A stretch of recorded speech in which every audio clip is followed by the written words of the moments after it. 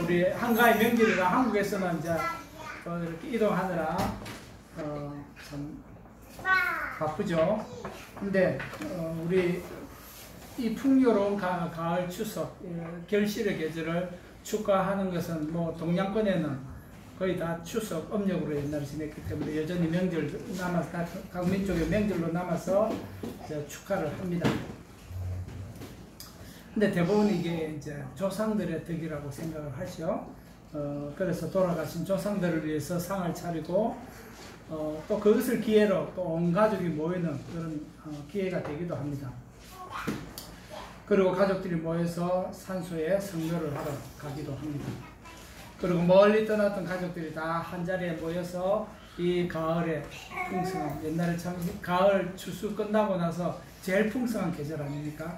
제일 먹을 것이 많았던 그런 시절이었습니다. 먹을 것이 없던 시절에 가을은 정말 풍성한 계절이었습니다.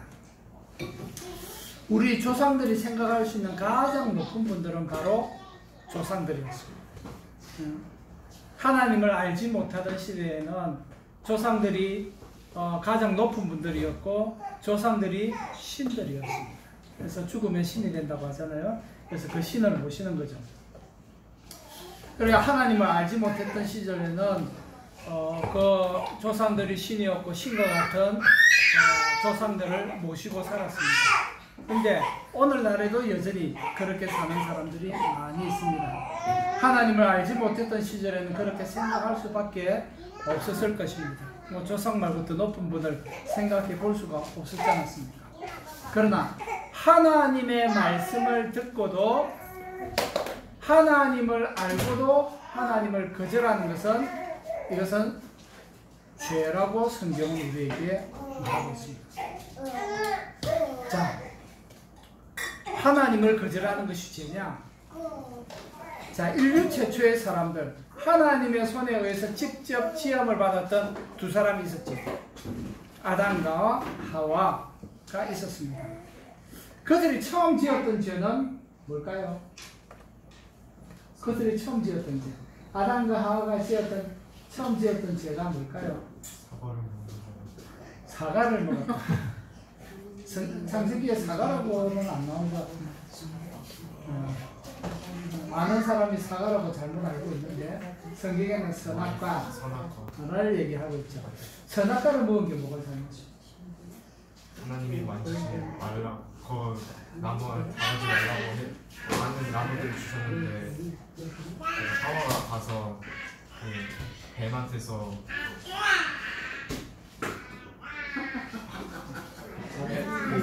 창세기 이야기를 하려니까 갑자기 보인다고.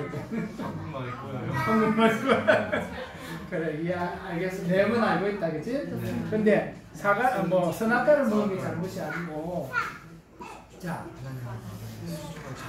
그렇지. 하나님의 말씀에 순종하지 않는 것. 불순종이 죄였는데, 근데 죄보다 조금 더 이 불순종하게 만든 원인이 있었어. 자,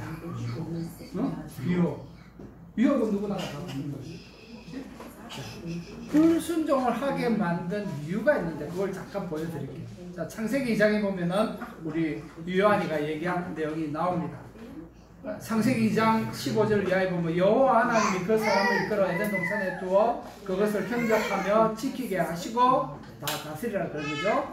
여호와 하나님이 그 사람에게 명하여 이르시되 동산 각종의 나무의 열매는 네가 임의로 먹되 네 마음대로 먹되 선악을 알게 하는 나무의 열매는 먹지 말라. 네가 먹는 날에는 어떻게 된다?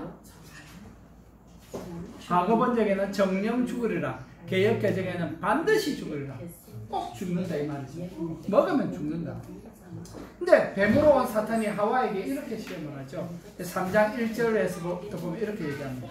그런데 뱀은 여호와 하나님이 지으신 들짐승 중에 가장 강교하더라. 뱀이 여자에게 물어 이르되 하나님이 참으로 너에게 동산 모든 나무의 열매를 먹지 말라, 모든 나무를 먹지 말라 했느냐 하니까 여자가 뱀에게 말하되 동산 나무의 열매를 우리가 먹을 수 있으나 동산 중앙에 있는 나무의 열매는 하나님의 말씀에 너희는 먹지도 말고 만지지도 말라 너희가 죽을까 하노라 하셨느니라. 뱀이 여자에게 이르되 뭐라고요? 뱀이 여자에게 뭐라 그러죠? 너희가 결코 죽지 않는다. 하나님 뭐라고 말씀하셨죠? 너희가 반드시 죽으리라 한다. 뱀어 나가지고 뭐라 얘기하니까 결코 죽지 않는다. 너희가 그것을 먹는 날에는 눈이 밝아져 어떻게 된다?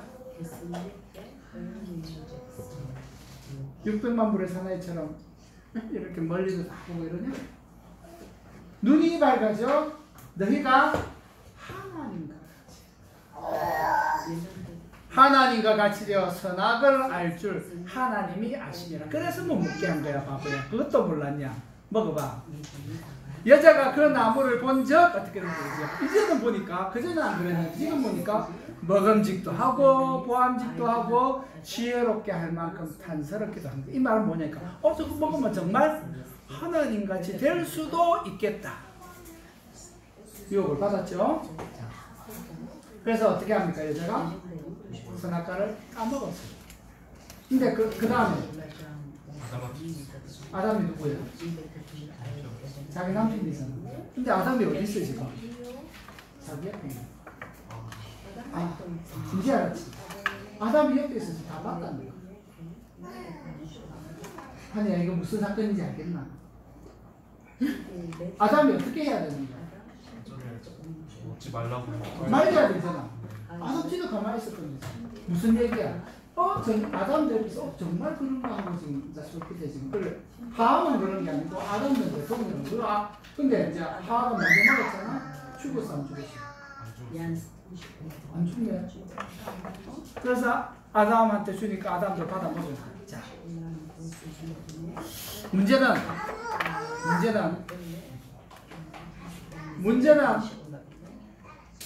이 선악과를 먹는 것을 하나님께서 원하십니까? 원하지 않습니까?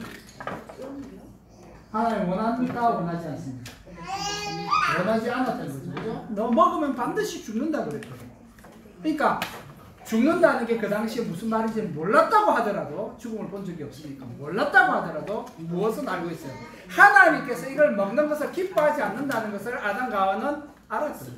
뱀이 뭐라고 말했던지 하나님께서 우리가 이것을 먹는 것을 원하지 않으신다. 이것은 분명하게 알았던 거죠. 그 메시지는 분명히 받았어요. 근데 문제는 뭐냐 이거. 하나님께서 원하지 않는다는 것을 알고 있음에도 불구하고 어떻게 했다? 먹었다. 이게 문제야.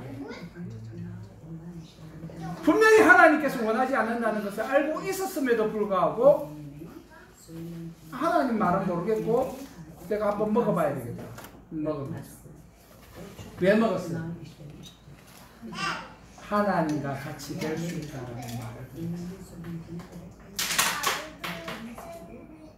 그러고 나서 보니까 먹음직도 하고 보암직도 하고 지혜롭게 할 만큼 탐스럽잖아. 말은 뭐냐니까 정말 하나님같이 될 수도 있겠네. 그래서 불순종이 주기는 하지만은 그 불순종을 가게 만들었던 죄가 뭐예요? 하나님과 같이 될 수 있겠다는, 요즘 말로 하면 교만함이. 그래서 불순종을 하게 만든 원인은 뭐냐? 교만. 자기가 최고로 생각했어. 내가 하나님같이 될 수 있겠구나. 내가 왕같이 될 수 있겠구나. 내가 최고가 될 수 있겠구나.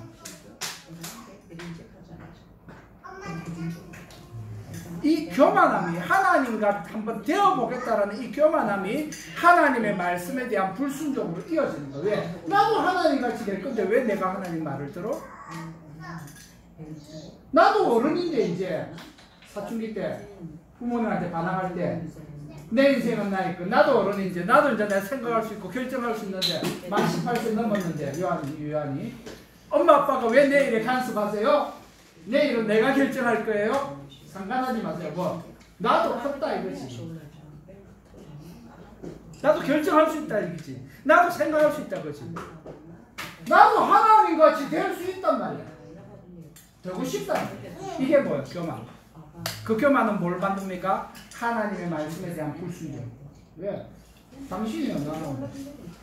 나도 사람이고 나도 인기고 나도 생각할 수 있고 나도 어른인데 나도 신인데. 이러한 교만이 어떻게 됩니까? 불순종을 하게 만드는 요인이 됩니다.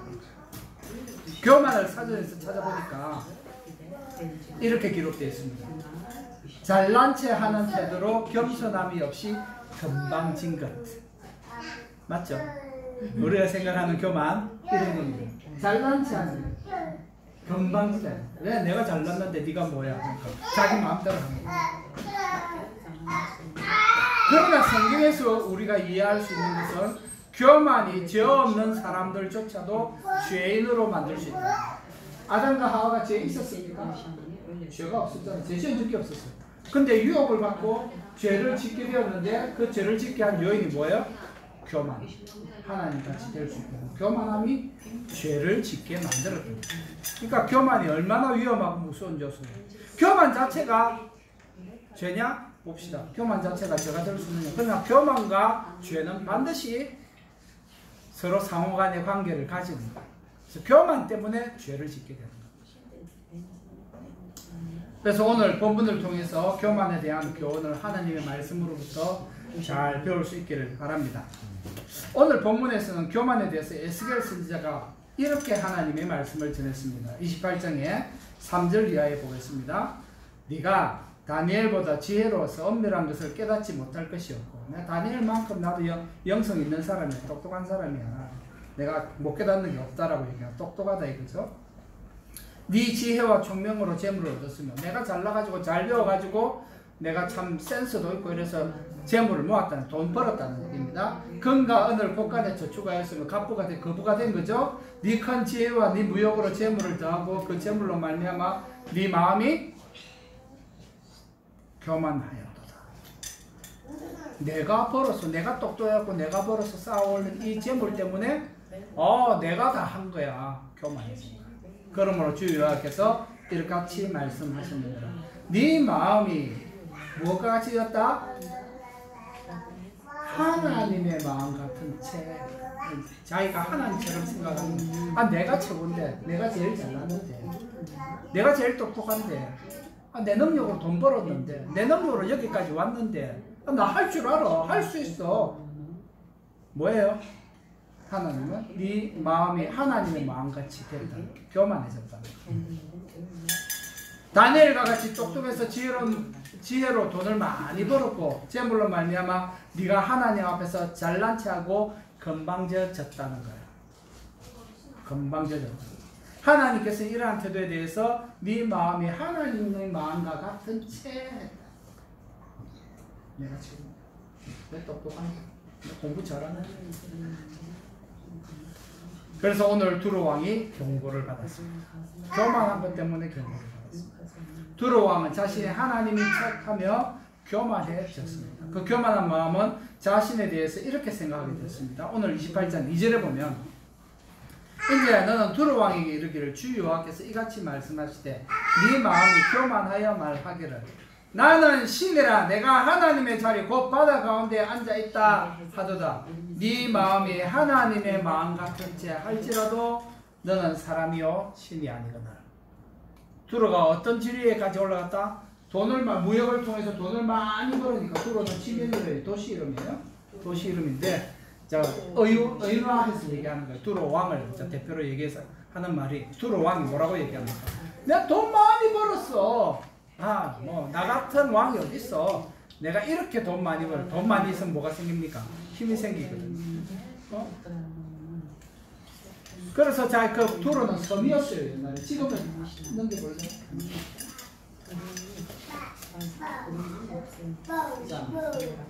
여기가 두로거든요. 별로 크지가 않네. 조그만 섬나라였습니다. 근데 여기 이제 어디입니까? 이스라엘하고 지금 이렇게 옛날에 이렇게 다리를 놨어요. 멀지 않으니까. 그래서 이렇게 왕래를 할 수 있어요. 시간이 지나면서 여기 대적이 생겨가지고 지금은 이 두로가 완전히 육지에 하나에 태어난 만 정도가 되어버렸어요. 이렇게 하나 육지의 일부처럼 완전히 되어버렸어요. 그래서 과거에는 섬나라였습니다. 그 이제 과거에 섬나라였지만은 무역을 통해서 어마어마한 부를 축적했던 것이죠. 부를 축적하니까 어떻게 됩니까? 내가 신인데 이렇게 된 겁니다. 두로는 성경에 가끔 등장하는 지명입니다. 왜? 이스라엘에 가깝기 때문에. 이 지도는 지중해 연안에 자리 잡고 무역으로 번성했던 도시였어. 하지만 다윗과 솔로몬 이후에 유다 왕국이 번영하자 그 힘을 잃었어요. 유다가 번영하니까 두로가 힘을 잃어버렸어요. 맥을 못 쳤어요. 근데 기원전 586년에 이스라엘이 멸망했잖아요. 누가 제일 기뻐해요? 두로가 손뼉을 치면서 기뻐합니다. 네. 예루살렘 때문에, 유다 왕국 때문에 자기들이 힘을 못 썼는데 유다 왕국이 폭삭 멸망해버리니까 다시 무역권이 누구한테 오는 거예요? 자기들한테 오는 거예요. 그러니까 옛날의 번영을 다시 되찾겠다 하고 기뻐했던 거예요. 이 일에 대해서 하나님께서는 에스겔을 통해서 두로에게 이렇게 경고하셨어요. 26장입니다. 에스겔 26장 1절, 2절, 3절에 보면 11째 어느 달 초하루에 11째 달이라는 것은 뭐냐니까 에스겔이 잡혀온 지 11째예요. 말은 뭐냐니까 시드기야가 다스린 지 11년이 됐다는 겁니다. 예루살렘 먼저 멸망해. 시드기야 11년에 멸망합니다. 그러니까 에스겔이 이제 바벨론에 있는데 바벨론에서 유다 왕국이 완전히 멸망해버린 그때를 얘기하는 겁니다. 왜냐니까 에스겔은 그 전에 먼저 11년 전에 먼저 잡혀갔었기 때문에 여호야긴과 같이 여호야와 같이 잡혀갔기 때문에 11년 뒤에 정말로 이제 유다 왕국이 멸망합니다. 바로 그때 인자야 두루가 예루살렘에 가나에 이르기를 아하 만민의 문이 깨져서 내게로 돌아왔도다. 그가 황폐했으니 내가 충만함을 얻으리라. 이제 예루살렘 멸망했으니까 우리가 돈 벌어보자 이래 된 거야. 우리가 잘 살아보자 이래 된 거야. 그러므로 주 여호와께서 이같이 말씀하셨노라. 두루야 내가 너를 대적하여 바다가 그 파도를 굽이치게 한같이 민족들이 와서 너를 치게 하리라. 이제 다른 민족들이 와서 너 가만두지 않도록 내가 하겠다는 거야. 그리고 오늘 본문에는 그것이 바로 두로의 교만으로 이어졌고 이로 인해서 스스로 신의 자리에 올랐다고 스스로 교만해진 이유가 되었다는 것이죠. 교만에 대해서 성경은 우리에게 이렇게 가르치고 있습니다. 뭐 많이 있지만 특별히 잠언 16장 18절에 보면은 교만은 패망의 선봉이다. 멸망하는 지름길이다. 그 다음에 18장 12절에 보면 사람의 마음의 교만은 멸망의 선봉이다. 똑같은 얘기죠. 잠언 21장 4절에도 보면 눈이 높은 것과 이게 사실 눈이 높다는 말은 교만한 거예요. 눈이 높은 것과 마음이 교만한 것과 악인이 형통한 것은 다 죄니라. 교만한 건 죄다 바로 얘기합니다. 성경에서는 단순히 교만이라는 말이 단순히 잘난 체 하는 태도로 겸손함이 없이 금방진 것만을 얘기하는 게 아니에요. 교만은 스스로 높아져서 자신을 신의 위치로 하나님의 자리에 앉는 것을 말합니다. 그러므로 성경에서는 교만을 죄합니다. 왜? 교만 때문에 인류가 죄를 지었기 때문에 하나님의 자리에 앉아보겠다는 그 욕심 때문에 그 교만함 때문에 인류가 죄를 짓게 되었기 때문에 사도행전에서도 스스로 교만하여진 신과 같이 되려다가 하나님의 심판을 받은 사람에 대해서 언급하고 있습니다. 누구냐 하니까 사도행전 20장에 보면은 헤롯입니다. 자, 사도행전 12장 20절 이하에 헤롯이 두로와 여기 두로가 나와요. 헤롯이 두로와 시돈 사람들을 대단히 노여하니 그들의 지방이 왕국에서 나는 양식을 먹는 까닭에 한 마음으로 그에게 나와 왕의 침소 맡은 신하 블라스도를 설득하여 화목하기를 청하지로. 관계가 두로하고 헤롯하고 관계가 안 좋았는데 이제 좀 잘 지내보자 하고 헤롯을 찾아온 거예요. 그러면서 이제 헤롯을 좀 기분 좋게 해줘야 되잖아요. 그래서 헤롯이 나를 택하여 왕복을 입고 단상에 앉아 백성에게 연설할 기회를 줬어. 그러니까 백성들이 크게 부르되 이것은 신의 소리요 사람의 소리가 아니다. 와 헤롯의 연설을 들고 하는 말이 야 이것은 신의 소리요 사람의 소리가 아니다. 막 붕붕 띄워주는 거죠. 정치가들 연설하는 자리에서 막 사람 붕붕 떠잖아요. 그 밑에 있는 사람들이 붕붕 띄워주는 거예요. 헤롯이 영광을 하나님께로 돌리지 아니하므로 주의 사자가 곧 친히 벌레에게 먹혀 죽어요.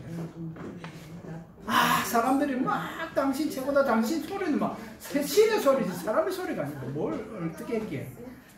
그러니까 헤롯이 지 잘난 줄 알고 아이고 뭐 이렇게 했겠죠.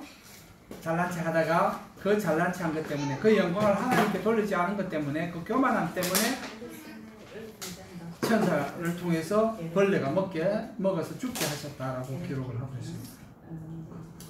헤롯과 같이 하나님의 자리에 자신을 올려놓는 것이 바로 교만이다. 그게 교만이다. 여러분 잘났지요? 다 잘났어요. 잘난 아들입니다. 잘났어도 잘난 체하면 안 돼. 교만하면 안 돼. 겸손. 자, 겸손하는 것도 잘 해야 돼요. 하나님의 자리에 자기를 올려놓는 것이 교만인데 그것은 이 세상을 지으신 창조주를 거부합니다. 그래서 교만하다는 것은 하나님을 거절한 거예요. 그래서 아담과 하와가 선악과를 먹었죠. 하나님의 말씀을 거절한 거잖아요. 포기한 거죠. 하나님의 말씀 지키는 대신에 사탄의 말을 듣고 나도 한번 신이 되어버리라 하고 먹었던 거잖아요. 나는 나의 능력으로 이 자리까지 왔고 나의 열심과 능력으로 노력으로 재물을 모았다고 하는 것까지도 마찬가지로 교만입니다. 내가 다 했다. 내가 애써서 된 거지. 내가 똑똑해서 된 거지. 내가 노력해서 된 거지. 내가 열심히 해서 된 거지. 그건 헤롯하고 똑같다는 거죠. 내가 노력의 결과를 그 열매를 얻게 하신 하나님의 은혜를 거부하고 자신의 노력을 신의 자리에 올린 두로 왕과 다를 바가 없습니다. 내가 했다. 그러므로 내게 주어진 모든 환경과 내가 소유한 모든 것에 대해 하나님의 은혜다. 모든 것이 하나님의 은혜다. 요즘 아주 많이 들려지고 불려지는 가스펠송 중에 하나가 그거잖아요. 모든 것이 은혜로다. 모든 것이 하나님의 은혜다. 하나님의 은혜. 우리 그렇게 늘 인정해야 돼. 하나님의 은혜를 인정해야 돼. 그 공로를 하나님께 돌릴 때야 비로소 나는 겸손한 사람이 되는 것입니다. 이것이 하나님을 믿는 성도의 마땅한 태도예요. 왜냐하면 나의 죄와 교만함 때문에 두로 왕과 같이 심판을 받고 하나님의 저주를 받아 헤롯과 같이 죽었어야 함에도 불구하고 내가 지은 죄 때문에 내가 지은 교만함 때문에 죽었어야 함에도 불구하고 나를 대신해서 예수님께서 대신 심판을 받아 십자가에서 죽으셨기 때문에 그러므로 이것은 내가 한 것이 아닙니다. 전적으로 주님의 은혜입니다 라고 고백할 수 있어야 하는 것입니다. 바로 그 예수님께서 우리에게 이렇게 요구하세요.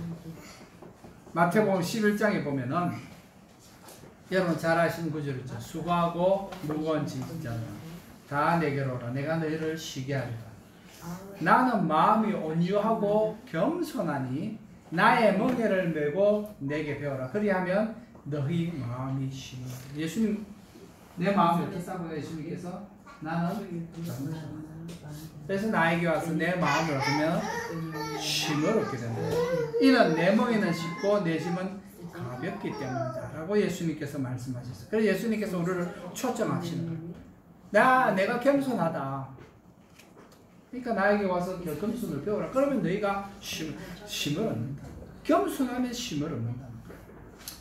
예수님의 마음을 배우면 내가 온유하고 겸손해짐으로써 내 마음이 쉼을 얻는다는 것입니다. 바울은 빌립보서에서 예수님의 겸손에 대해서 이렇게 표현했습니다. 빌립보서 2장 5, 6, 7절에 보면은 바울이 뭐라고 얘기하니까 너희 안에 이 마음을 품으라. 곧 그리스도 예수의 마음이니 그는 근본 실제로는 하나님과 본체다. 하나님과 같은 하나님이다.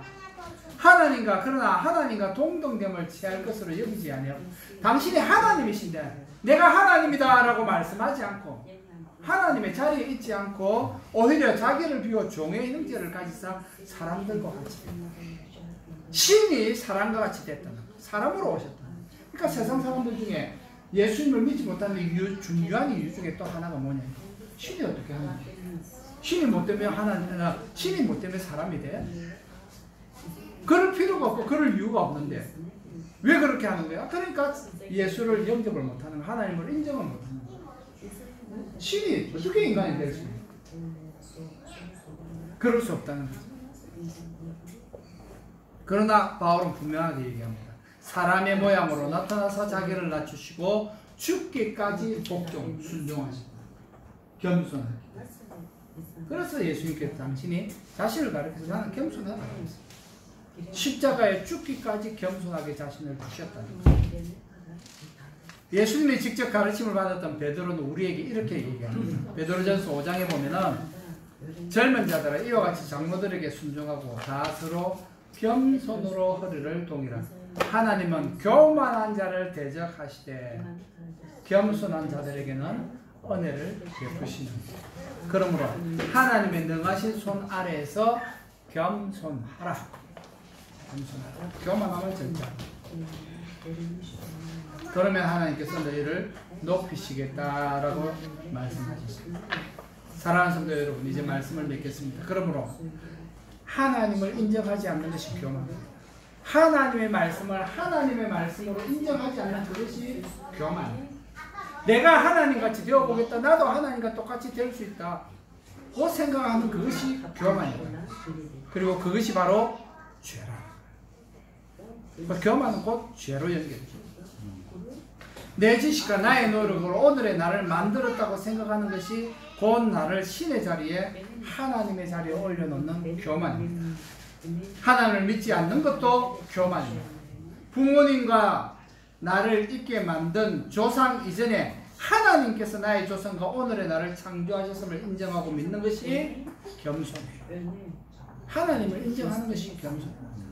그것이 곧 하나님을 신앙하는 믿음이요 참된 겸손입니다. 하나님의 능하신 손 안에서 하는 겸손은 자신이나 누구를 비하시키는 것이 아닙니다. 과거에는 우리를 자기를 비하시키는 것이 겸손으로 생각했습니다. 그렇게 가르쳤어요. 그래서 자기 가족끼리 아이들 막 누가 칭찬하면 아 이건 뭘 그럴까요? 아닙니다. 이게 겸손으로 생각했어요. 근데 요즘은 막 아이들 칭찬하니까 부모님 뭐라고 대답합니까? 여러분 뭐라고 대답합니까? 젊은 사람들 네 고맙습니다. 감사합니다. 그렇게 인사를 하는 거예요. 그게 정상이잖아요 사실. 비하가 겸손은 아니에요. 비하는 겸손이 아닙니다. 물론 과거에는 달리 표현할 방법을 알지 못해서 비하시킴으로써 자기를 겸손하게 표현했는데 비하와 겸손은 다릅니다. 비하라는 말은 무슨 말이죠? 자기를 지나치게 낮추는 거예요. 했는데도 안 했다고 그러고 뭐 그건 아니라고. 한 거 맞아요. 한 거 맞는데 그렇게 인정해 주셔서 감사합니다. 제가 이거 했지만은 제가 한 게 아닙니다. 도와주신 분들이 있습니다. 하나님께서 저를 도와주셨습니다. 많은 사람들이 저를 도와주셨습니다. 이렇게 사실을 인정할 수 있는 것이 겸손입니다.